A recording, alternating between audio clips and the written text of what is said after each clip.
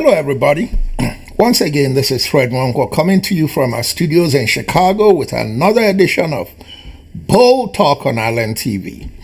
As usual, I like to say good morning, good afternoon, and good evening to you, depending on where you are around the world. This episode is short. It's about our corrupt leaders, even though I know they may not see it, but indirectly they will. But before we get into it, have you liked the show? If not, just click on like. Have you subscribed? If not, just click on subscribe. Have you shared? At the end of watching this spectacular, soundbite-ish food for thought show, are you going to share it? I'm glad you're watching it. But what good is it if you finish watching and don't share? And finally, you send me comments on my private inbox. Why don't you go to the comment section here and say something about what you observe, including things you don't like? That way, people reading them will also observe to see if I'm sensitive to what people are saying. Please share. And now let's get into it. I know they may not see this, but I know their friends and cronies are gonna see it. So indirectly they're seeing it. And this is just a way to let them know that, as they say in Igbo, Oku neje warawara, anya neje warawara, na hukwe, which means all those things you do, all those antecedents of dirt that Nigerian politicians have accumulated in their lifetime, enjoying all the nice things in life while their constituents suffer. People are watching. And one day, all of us, I may even go before, but it doesn't matter. I'm still going to do what I'm trying to do. One day, we're all going to go. And it's going to be left to the people who survive us. We have children. We have grandchildren. What legacy do we want to leave them? Not money, not real estate, not oil wells. But when our children hear people talk about us when we're 6 feet under, do they feel proud or do they feel embarrassed? You guys be the judge. But before we get there, as usual, I have to pay some bills. Here are my sponsors.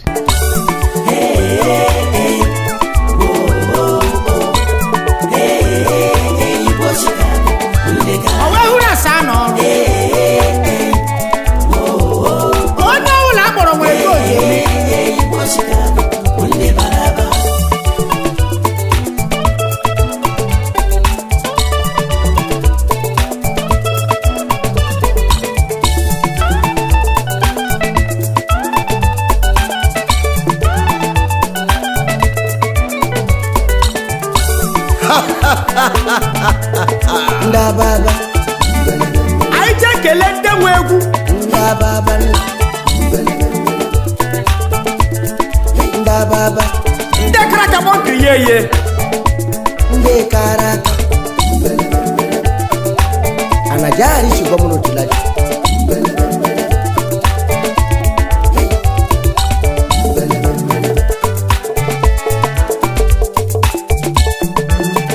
chimereze na Chicago ababa nekele akipa kwa kalio akaria kwa kipa fana bade achano kanano koya injina Bruno da ochimkwela nuguru la no chacha kunyonya koyao ndababa ndababa oh ndababa ayama. As President Jimmy Carter comes to his twilight and accolades keeps flowing and nobody is worried about how he cheated Americans out of anything that Americans deserve, Nigerians tend to follow things when they happen as opposed to analyzing what could happen. I may be wrong, but has anybody really studied what's going on with the solid minerals in Nigeria? We've been carried away with oil and gas. Oil and gas is coming to its twilight. The new oil and gas in Nigeria is going to be solid minerals. And the new NNPC in Nigeria is going to be the Ministry of Solid Minerals. And the drug lord from Lagos, who now runs everything, like his predecessors who put their man at NNPC, the drug lord who substitutes as the president of Nigeria has put his man as the minister of solid mineral, the Ministry of Solid Minerals. I have a story here, guy. There's a method to my madness. The man in charge of the Ministry of Solid Minerals is a seasoned journalist. And I say seasoned in quotes. His seasonedness in journalism comes from news distortion. Prior to social media, where we now scrutinize everything, from 1970 till social media came in full force, the mainstream media in Nigeria decided what Nigerians believe. And even when they are lying about you, Igbos say that na aroro anabafo or menani, which means that when something bad and wrong goes on for a year, it becomes tradition.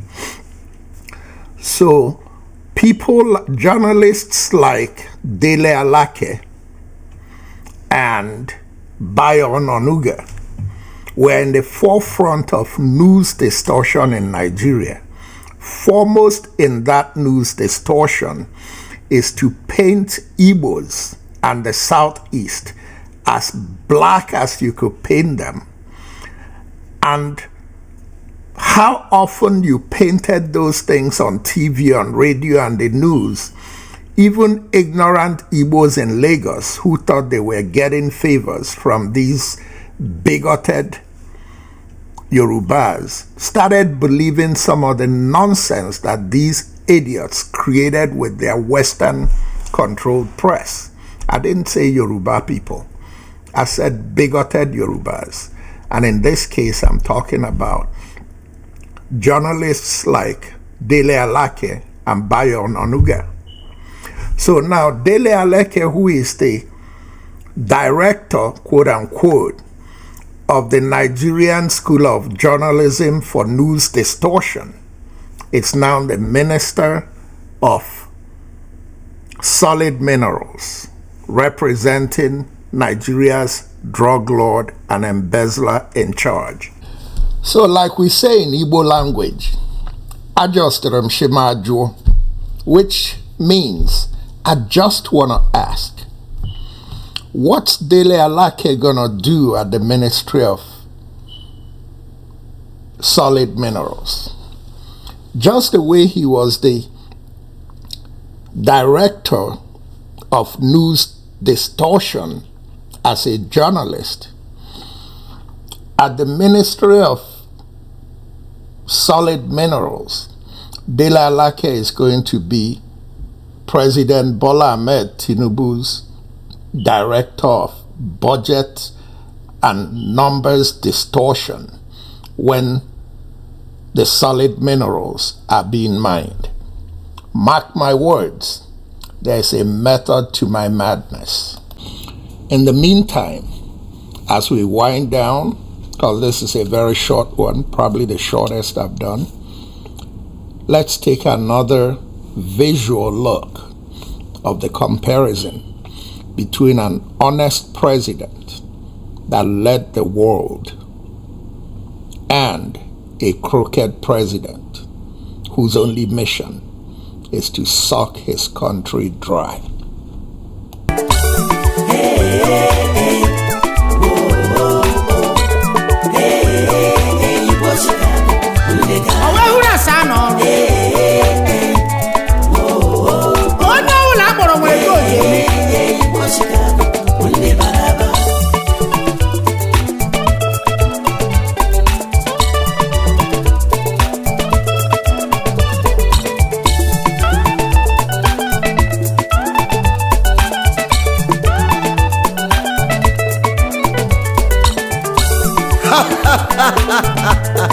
Ndababa aije kele ndị nwe egwu Ndababa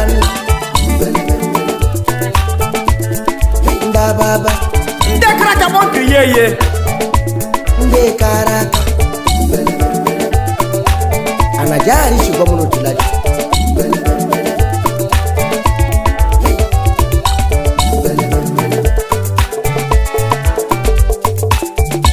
aikene Fred Nwankwo Ezudo Eze Nwafọ si Ajalebia, publisher African Lifestyle Magazine Chicago. Nwafọ ndị Chicago ji ejemba Ndababa aije kele ndị nwe egwu Ndababa Ndababa ndị kara ka mọnke yeye ndị kara aka. Oh, what a beat. Now that's my prediction of what's going to happen at the Ministry of Solid Minerals, where the Director of Distortion is in charge.